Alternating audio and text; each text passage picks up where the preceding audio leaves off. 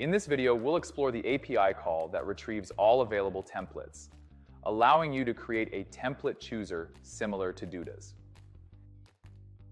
This includes both Duda's default templates and any custom ones your team has created.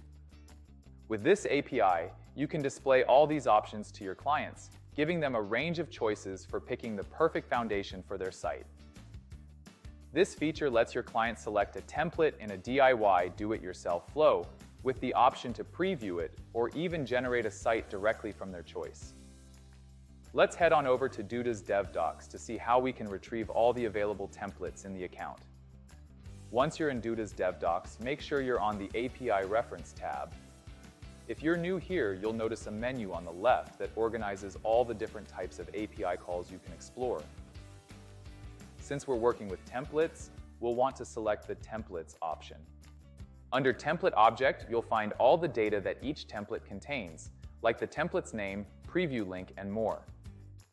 This information will help you display each template properly in your template chooser.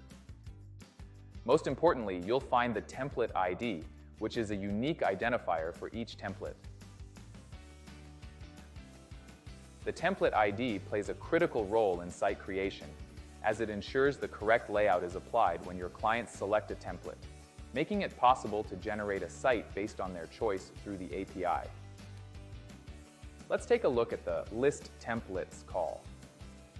This call lets us fetch all available templates in the account.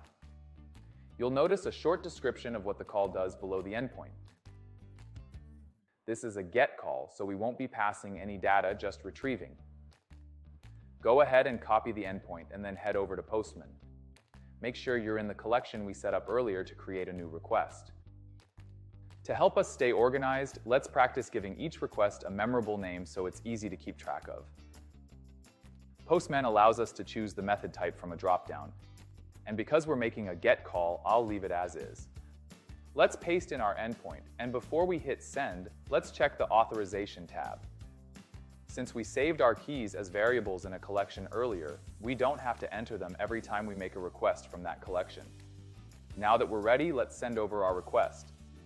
Upon a successful call, we should see a 200 status code, along with a list of all the templates in the account. Once you've retrieved the full list of templates, you have complete control over how it's presented. Filter, organize, or display only the templates you want your clients to see. With this setup, you can easily offer both default and custom templates, giving clients the freedom to pick the perfect one for their site.